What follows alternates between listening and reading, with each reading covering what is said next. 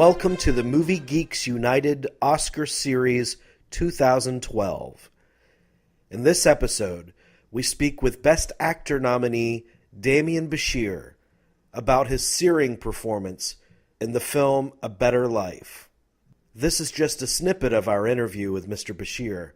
You can access the remainder of the interview and our complete library of Oscar nominee interviews and additional Academy Award content at moviegeeksunited.net/Oscar. And when I read that story, that's the first thing that I felt, that it was real, that I didn't see any gimmicks anywhere, and I was just happy and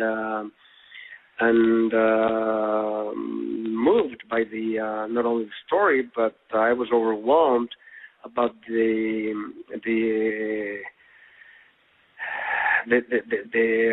dimensions of the character that I was being offered, and I know my paisanos. I talk to them all the time, so I know exactly what I was talking about, because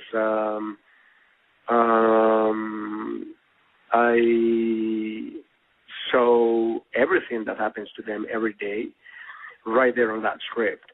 And for me, the whole journey began there, because I was happy to be a part of that film. But then the character was also so well written, with colossal dimensions, and this character has the qualities of Hamlet, and it's a wonderful thing for any actor to encounter these type of characters. Yeah. One aspect of it, though, I mean, a very important, probably the most crucial aspect of the character, is the fact that he's a father. Exactly. Yeah, and I'm always curious when a film centers around family relationships, as this one does. Your relationship to the young actor that plays your son in the film, was there time to kind of spend time with him and get to know him prior to shooting? You need to get it as close as everything as soon as possible. Not only my relationship with my son, but also getting to know everything about gardening, for example, and getting into the emotional side of the character as soon as possible. You need to do that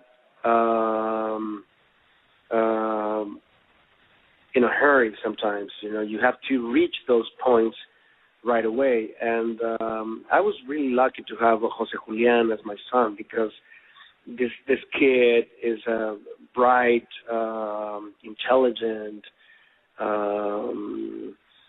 intuitive kind of actor. Being his first feature, you wouldn't really expect from a first comer, from a newcomer, to have such power and such a discipline, and so he made my work a lot easier.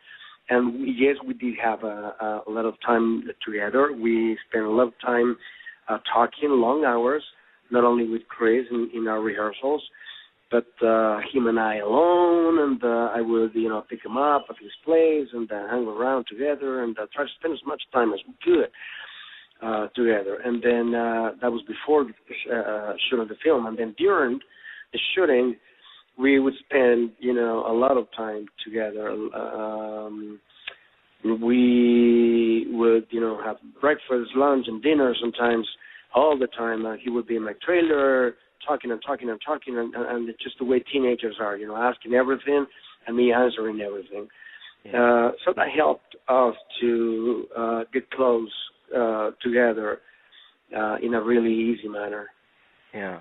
And I read an interview, a prior interview with you, where you spoke about meeting with people that are in the similar situation as your character in this film are, and you said to them, I'm going to tell your story. And, yeah. I mean, that had to have felt like a great privilege, but a great absolutely. Responsibility too. That is exactly right. I couldn't have said it better myself, because that's what I felt all the way.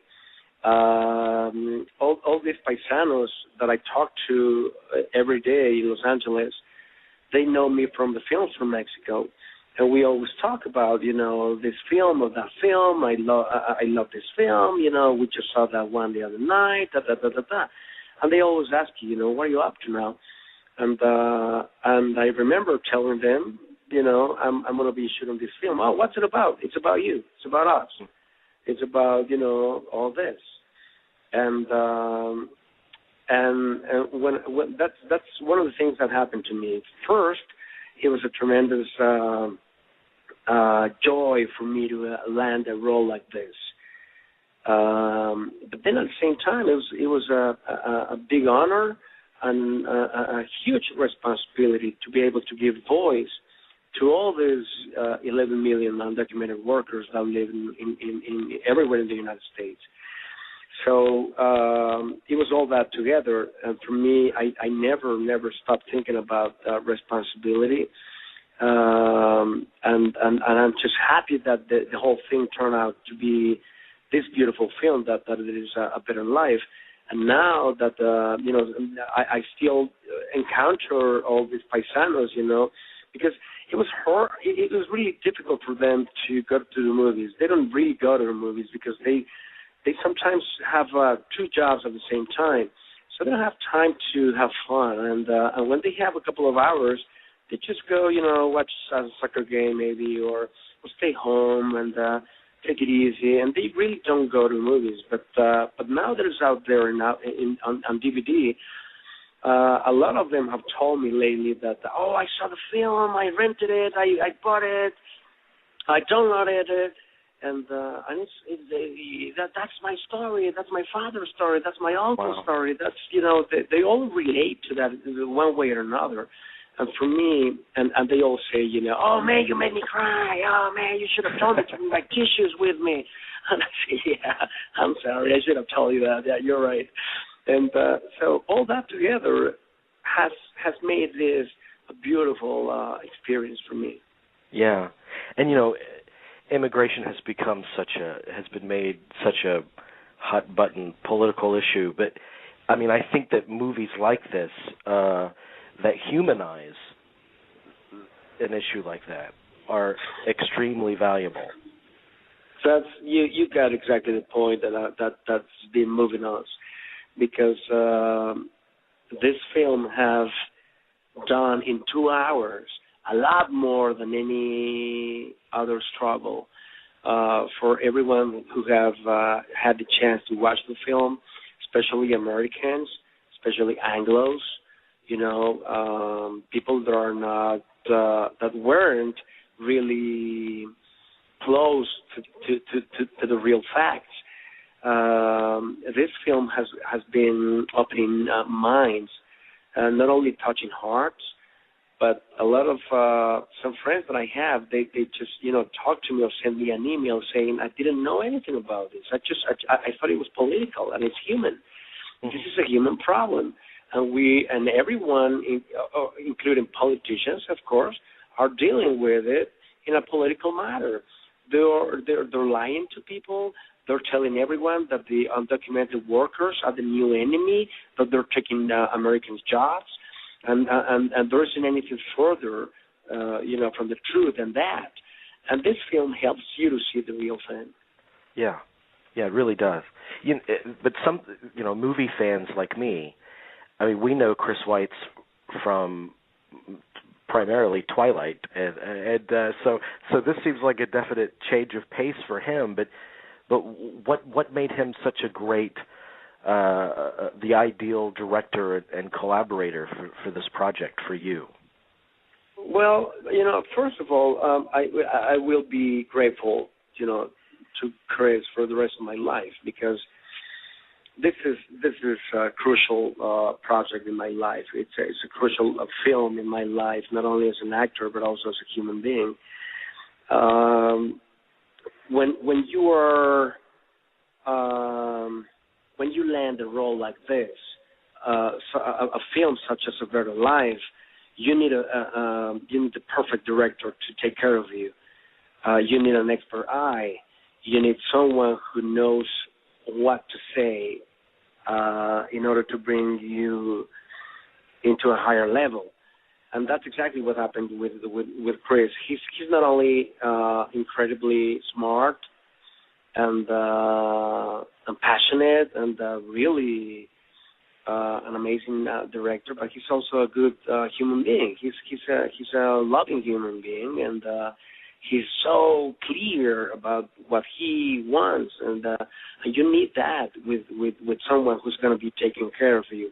And most of the times, when after we shut up a difficult scene, for example, and right when we thought we got it, he would come and give you one or two words, a small little phrase about something, and then we would do it again and bring that scene into another level, into a higher level. And it is really difficult to find those kind of things in a director because, there are a lot of people who have a great eye. Some other directors are great friends. Some other directors are smart. Some directors have really good at directing, blocking, or something. And Chris White is like he's really an expert in those kind of things, and he's a complete director in that sense because he has everything ready, and he has everything there in place. Yeah. Is there usually when you're building a performance? Is there usually a key or a moment when you think, yes, I've got it? I mean, I'm particularly interested in when you played Castro. I mean, because Castro is such a divisive figure. I mean, people feel various ways about him. But what was the key to kind of finding your way into that character? I don't know. Sometimes I blame it to those 30 years that I've been an actor, because that helps. It helps a lot. You learn throughout the years how to build a solid character and the work. Behind any good film, there's a lot of work behind it. And if I ever nail it, it's because I work really, really hard. And for example, for Fidel Castro, I was lucky that when Steven Soderbergh offered me the part, I had 5 months to prepare. So during those 5 months, I had Fidel Castro for breakfast, lunch, and dinner, and I will be 24/7 on that. And that's the way I work, because I just go and dive into it in a deep way, as deep as I can. And then you have to trust your instincts. And then again, I've been really lucky because I worked with great directors before. And Steven Soderbergh is one of those directors that will not let you go without the scene being perfect. Yeah. He would not move on until it's perfect. So that helps too. Yeah. Before I let you go, I just have to ask, you're in the new Oliver Stone film, right? That's right. Tell me about your Oliver Stone experience. What was that like? It was great. It was great. I was telling my brother yesterday that I was remembering my first meeting with him was in Aztlán, his production office, and it was great to be just waiting there at the small living room that he has there, a large living room in his offices, and then I saw the posters of the films that that I've been watching for the last 20, 30 years. Yeah. And that's I was sitting there